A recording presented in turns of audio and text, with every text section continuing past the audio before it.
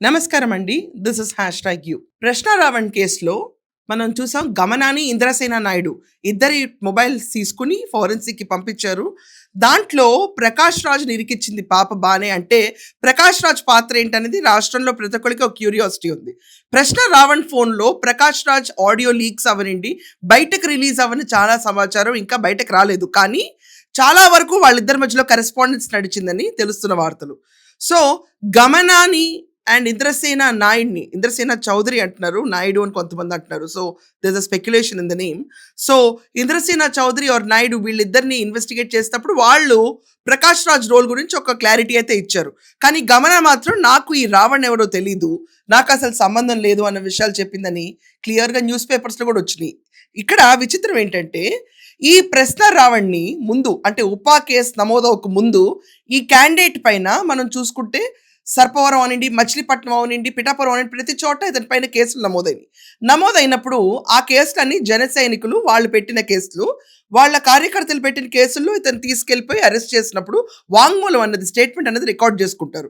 ఆ statement record చేసుకున్నప్పుడు క్లియర్గా ఇతను గమన పార్టిసిపేషన్ గురించి, అలాగే తను ఇంద్రసేన నాయుడు గురించి ఎక్కడ మాట్లాడలేదు, ప్రకాష్ రాజ్ గురించి కూడా తను మెన్షన్ చేశాడంట.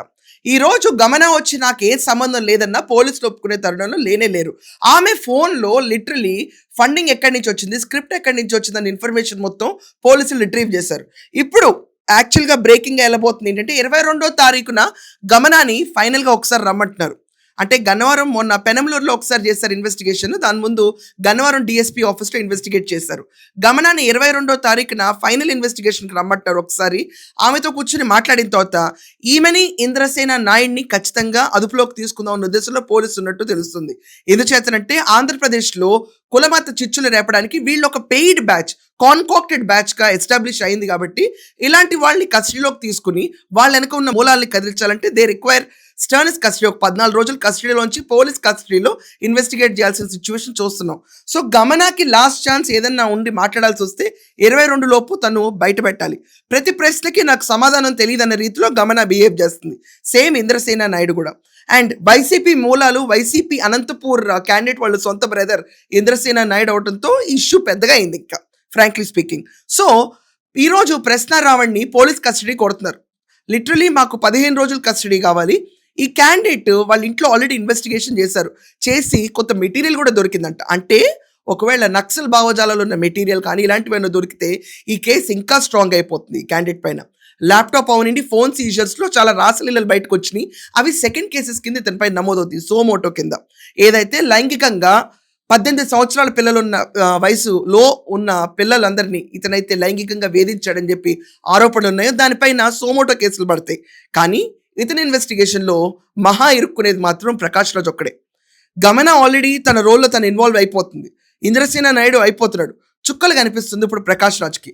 ప్రకాష్ రాజ్ ఈరోజు బిజీగా ఉన్నాడు. కాక్రోచ్ జనతా పార్టీ వాళ్ళు పార్లమెంట్ని ముట్టడించాలన్న కాన్సెప్ట్లో అతను నిన్న రాత్రి నుంచి అక్కడే బస చేసి ఉన్నాడు జంతర్ మంతర్ స్థావరం దగ్గర, ఎక్కడైతే వీళ్ళు నిరాహార దీక్ష కూర్చున్నారు. మేబీ అతనికి 22వ తారీఖు ఫోర్సబుల్గా కాల్ రావచ్చు. We're expecting. ప్రకాష్ రాజే వస్తే గనక అసలు ఇతని సైకాలజీ వెనక వాళ్ళు ఉంది ఎవరు? ఆంధ్రప్రదేశ్లో మరీ ముఖ్యంగా కూటమి ప్రభుత్వం పైన నిప్పులు చెరగాలని ఎవరు స్క్రిప్ట్ ఇస్తున్నారనే విషయం బయటకు వస్తుంది. So we should wait and see. ఇప్పుడు మాత్రం అంటే ఇప్పటిదాకా పోలీస్ కస్టడీకి రావణెల్లా. సో ఇతని వాంగ్మూలాలన్నీ జనసేన వాళ్ళు పెట్టిన కేసుల్లో ఇచ్చిన వాంగ్మూలాలే. ఉపా కేసులో ఇతని వాంగ్మూలం తీసుకోవటానికి, ఇతని పైన ఎఫ్ఐఆర్ నమోదు చేయడానికి, ప్రతి ఒక్కదానికి కస్టడీ రిపోర్ట్కి ఈ రోజు నుంచి మొదలవుతుంది చర్య. We should wait and see for how it is linked up with Prakash Raj. So చెప్పండి, వీళ్ళిద్దరికి ఓన్లీ భావజాలాలు ఎక్స్చేంజ్లోనే వీళ్ళకి లింక్స్ ఉన్నాయా, లేకపోతే ఇలా హిడ్మాని కూడా ప్రచారం చేయాలని చెప్పిన భావజాలం దీని వెనకమాల ప్రకాష్ రాజ్ ఉన్నాడా? దీని గురించి మీ ఒపీనియన్స్ ఖచ్చితంగా రాయండి. That's all for now. Thank you.